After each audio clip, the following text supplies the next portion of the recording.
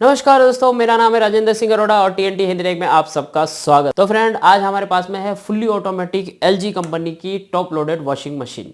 काफ़ी सारे दोस्तों की रिक्वेस्ट थी कि हमें फुल्ली ऑटोमेटिक के बारे में बताइए, फुल्ली ऑटोमेटिक वॉशिंग मशीन के बारे में, रिपेयरिंग के बारे में बताइए, हम उसका काम सीखना चाहते हैं। तो ये है आप सभी के लिए तोहफा, और हमने जो है ये काफ़ी टाइम से ले रखी है। हालांकि इसे लिए हुए 1 साल से ज़्यादा हो चुका है, लेकिन हमने इस पर वीडियो नहीं बनाया क्योंकि हमें टाइम नहीं मिल पाता वाकई। तो अब जो है इस वीडियो के बाद से आपको इस वीडियो के अगले हफ्ते से आपको कंटिन्यू वीडियो मिलते जाएंगे। बेसिक से स्टार्ट करेंगे और अंदर तक की समस्याओं के बारे में समझेंगे। तो आज के इस वीडियो में मैं आपको ये दिखा रहा हूँ कि ये हमारे पास में जो वॉशिंग मशीन है टॉप लोडेड, जो मैं इस पर काम सिखाऊंगा, जो मैं चीज़ें आपको इस पर बताऊँगा, वो सारी चीज़ आपके टॉप लोडेड से लेकर के फ्रंट लोडेड तक की वॉशिंग मशीन पे लागू होते हैं। तो यहाँ पे कुछ टिप्स देना चाहता हूँ, कुछ बातें बताना चाहता हूँ, वो सारी बातें आपको ध्यान से सुनिए बिना स्किप करे वीडियो को। तो बिना स्किप करे वीडियो को अंत तक देखिए, तभी आपको सारी चीज़ें समझ में आएगी। अगर आप स्किप करके देखेंगे तो आपकी जो इम्पोर्टेंट बातें होती है ना बीच बीच में, वो मिस हो जाती है। फिर उसके बाद में आप उनके सवालों के जवाब ढूंढने लगते हो। तो प्लीज़ बिना स्किप करे वीडियो को अंत तक देखिए। मैं कुछ टिप्स देना चाहता हूँ, कुछ बातें बताना चाहता हूँ, जिससे आपको इससे सीखने में काफ़ी मदद मिलेगी।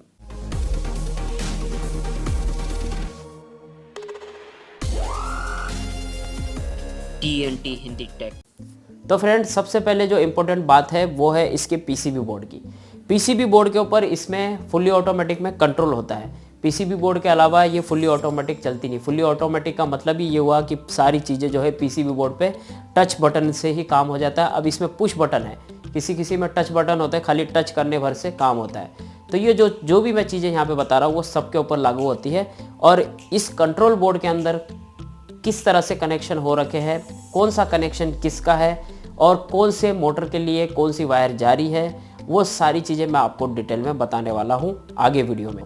तो यहाँ पे ये जो पीसीबी बोर्ड है, इसमें अगर आपको कनेक्शन समझ में आ गए ना, अगर आपको पीसीबी बोर्ड के कनेक्शन समझ में आ गए ना, तो गारंटी के साथ कहता हूँ कि आपको हर पीसीबी बोर्ड के कनेक्शन समझ में आ जाएंगे। चाहे वो वॉशिंग मशीन का हो, माइक्रोवेव का हो, या स्प्लिट एसी का हो, या विंडो एसी का हो, या इंडक्शन का हो, आपको सिर्फ यहाँ पे कनेक्शन समझ में आना चाहिए। एक बार पीसीबी बोर्ड के कनेक्शन, वोल्टेज, इन वोल्टेज, आउट वोल्टेज, कहाँ पे कितना वोल्टेज है, वो सारी चीज़ें अगर आपको समझ में आ गई ना, उसके बाद में आपको पीसीबी बोर्ड बड़े ही आराम से रिपेयर करने आ जाएगा। सिर्फ वोल्टेज का खेल होता है दोस्तों। वोल्टेज कहाँ पे ड्रॉप हो रहा है, कहाँ से कहाँ तक वोल्टेज आना चाहिए, वो नहीं आ रहा है, तो उसे आपको ढूंढना है। और दूसरी इम्पोर्टेंट चीज़, बहुत ही ज़रूरी बात है ये, कि अगर ये पीसीबी बोर्ड किसी को रिपेयर करने नहीं आता है तो ज़रूरी नहीं है कि आप खुद इसे रिपेयर करो। देखिए, मैं यहाँ पे बहुत सी ऐसी पीसीबी बोर्ड है जो मैं खुद रिपेयर नहीं करता, और कई बार तो मेरे पास में पीसीबी बोर्ड रिपेयरिंग के लिए आती है और मेरे पास में टाइम भी नहीं होता, तो मैं अपने पास की जो पीसीबी बोर्ड रिपेयरिंग के लिए किसी और को देता हूँ। और जब मैं किसी और को रिपेयरिंग के लिए देता हूँ तो वो अगर मेरे से 200-300 रुपये लेता है तो मैं कस्टमर से 400-500 रुपये लेता हूँ। अगर आपको 100-200 रुपये ज़्यादा मिल रहे हैं कहीं और से कराने में, तो आपका टाइम भी बच रहा है और आप उतने टाइम में दूसरा काम भी कर सकते हो। तो ये चीज़ आपको ध्यान रखनी है कि अगर आपको सिर्फ समझना, देखिए यहाँ पे अगर आपको रिपेयरिंग करने नहीं भी आए ना पीसीबी बोर्ड, तो आपको सिर्फ समझना बहुत ज़रूरी है कि ये पीसीबी बोर्ड में क्या क्या समस्याएँ आती है और किस समस्या की वजह से हमारा जो वॉशिंग मशीन है या माइक्रोवेव है या एसी है वो काम नहीं करता। सिर्फ ये समझना बहुत ज़रूरी है पीसीबी बोर्ड के अंदर, ताकि आप कस्टमर को ये बता सको कि इसमें ये समस्या है और इसका इतना खर्चा लगेगा। ये चीज़ अगर आपको समझ में आ गई तो बाकी कोई चीज़ आपको करने की ज़रूरत नहीं है। आपको पीसीबी बोर्ड भी रिपेयरिंग करने की ज़रूरत नहीं है। आप किसी और को पीसीबी बोर्ड भी रिपेयरिंग करने के लिए दे सकते हो जो स्पेशली पीसीबी बोर्ड रिपेयर करते हैं।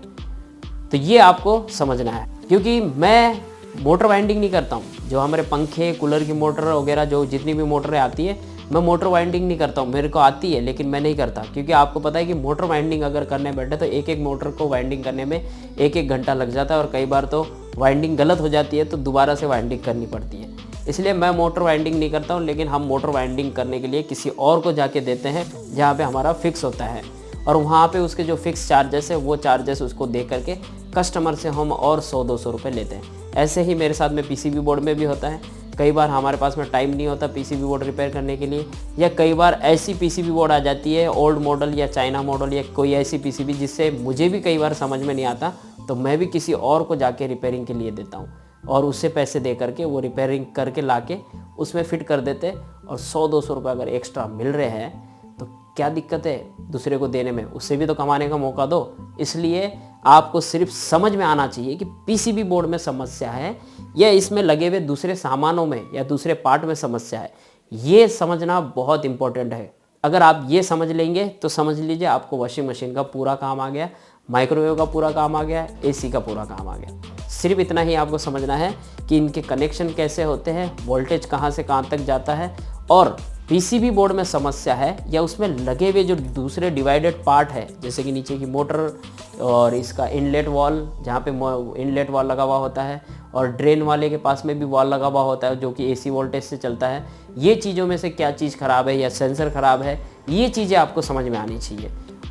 अगर ये चीज़ें सही है तो पीसीबी बोर्ड में आखिर समस्या क्या है, क्या वो वोल्टेज नहीं दे रहा, या जहाँ पे वोल्टेज जाना चाहिए वो वहाँ पे वोल्टेज नहीं आ रहा, या इसमें रिले लगी हुई होती है जो एसी वोल्टेज को ऑन ऑफ करने के लिए रिले लगी हुई होती है। अगर रिले में प्रॉब्लम है तो रिले के पास में वोल्टेज आ रहा है या नहीं आ रहा है, या रिले ख़राब है इसमें, तो वो सारी चीज़ें आपको चेक करना आना चाहिए। उसे रिपेयर करना आए या ना आए, लेकिन उसे चेक करना बहुत ज़रूरी है। अगर आप उसे चेक कर लेंगे तो कस्टमर को आप कॉन्फिडेंस के साथ ये बोल सकते हो कि इसमें ये समस्या है, इसका इतना खर्चा लगेगा और ये आपको 2-3 दिन के बाद में मिलेगी, हम पीसीबी बोर्ड रिपेयरिंग के लिए लेके जा रहे हैं। तो उस कंडीशन में आप इस तरह की कोई भी पीसीबी बोर्ड हो, चाहे वो वॉशिंग मशीन की हो या माइक्रोवेव की हो या एसी की हो, उस कंडीशन में आप रिपेयरिंग के लिए पीसीबी बोर्ड को ले जाइए, रिपेयर करवा के लाइए या खुद रिपेयर कीजिए। अगर आपको आता है, आपको फुल कॉन्फिडेंस है कि मैं इसे रिपेयर कर सकता हूँ, तो आप उसे रिपेयर करिए और ला के वापस डाल दीजिए। तो ये चीज़ें हैं इम्पॉर्टेंट, ये आपको समझना है। तो उम्मीद है यहाँ पे मैं जो चीज़ बताने जा रहा था, जो भी आपको बातें समझाने की कोशिश कर रहा था, वो आपको समझ में आ गया होगा। नहीं आया है तो प्लीज़ मैसेज करके आप बता सकते हैं या फ़ोन का इस्तेमाल कर सकते हो। ये है कॉल मी फॉर का एप्लीकेशन, इसे डाउनलोड कर लीजिए, डिस्क्रिप्शन बॉक्स में लिंक दे रखा है। इसमें डाउनलोड करने के बाद में अपने मोबाइल नंबर से रजिस्ट्रेशन कीजिए और उसमें सर्च कीजिए ये वाली आईडी। इस आईडी को सर्च करने के बाद में आपको दिखेगी मेरी प्रोफाइल। उस प्रोफाइल के ज़रिए आप मुझे कॉल कर सकते हो, इंटरनेट कॉल नहीं, व्हाट्सएप कॉल नहीं, इनडायरेक्ट फ़ोन कॉल। इस एप्लीकेशन के ज़रिए आपका नंबर मेरे पास नहीं आएगा, ना ही मेरे पास में आपका नंबर आएगा। बस ये एप्लीकेशन यही काम करती है, तो आप इस एप्लीकेशन के ज़रिए मुझे कॉल कर सकते हो।